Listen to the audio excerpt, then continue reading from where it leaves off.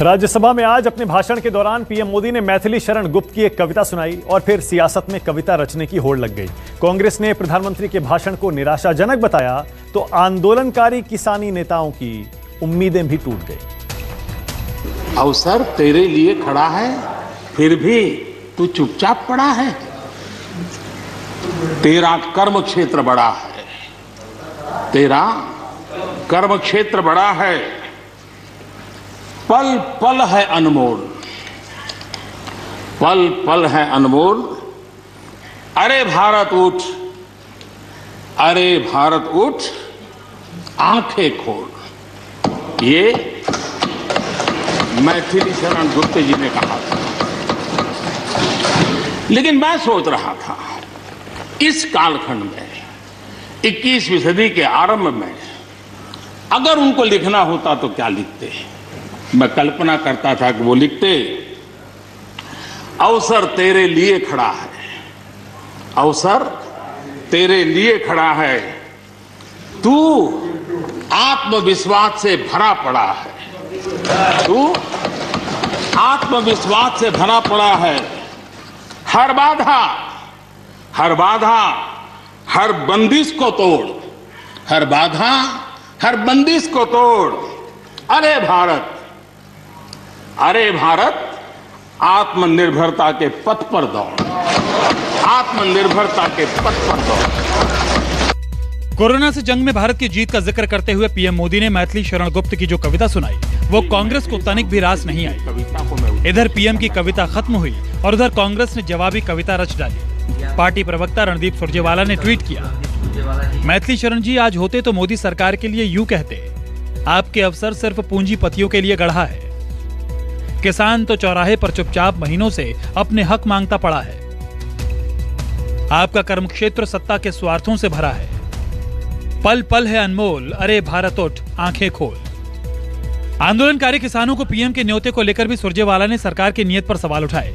सुरजेवाला ने ट्वीट किया, आंदोलनकारी किसानों की राह में कीले बिछाकर मोदी जी राज्यसभा में किसानों से कह रहे हैं कि बात करिए, आंदोलन खत्म कीजिए। ये दाढ़ियां, ये तिलकधारियां नहीं चलती, हमारे अहद में मक्कारियां नहीं चलती। कबीले वालों के दिल जोड़िए मेरे सरदार, सरों को काट की सरदारियां नहीं चलती। न्यूज 24 से खास बातचीत में वरिष्ठ कांग्रेस नेता मल्लिकार्जुन खड़गे ने पीएम मोदी के भाषण पर निराशा जताई। बोले, पीएम ने विपक्ष की मांग को नजरअंदाज कर दिया। हम ये चाहते थे कि कम से कम प्रधानमंत्री आज राष्ट्रपति के अभिभाषण पर उत्तर देते वक्त वो 3 काले कानून को वापस लेंगे और किसानों को मदद करेंगे और किसानों को जो धरने पे बैठे हुए उनको उठाएंगे, लेकिन उन्होंने वो नहीं किया। कांग्रेस सांसद अखिलेश प्रसाद सिंह को भी उम्मीद थी कि पीएम मोदी सदन से ही तीनों कानूनों को वापस लेने की घोषणा करेंगे, लेकिन ऐसा हो न सका।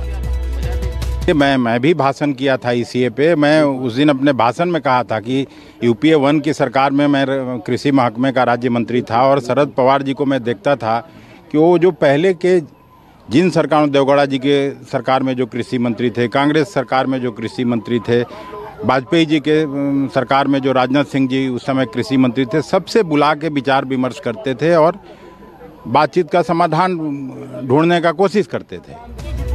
हरियाणा के पूर्व मुख्यमंत्री और वरिष्ठ कांग्रेस नेता भूपेंद्र सिंह हुड्डा ने भी पीएम मोदी के भाषण पर सवाल उठाए। जो नए कानून बने हैं किसानों के, वो किसानों के हित में नहीं है, तो बातचीत के द्वारा इसका रास्ता निकालना चाहिए। तुरंत सरकार को बहुत लंबा हो गया, सर्दी में बैठे हैं और बातचीत से रास्ता निकल सकता है और इनकी बात माननी चाहिए किसानों की।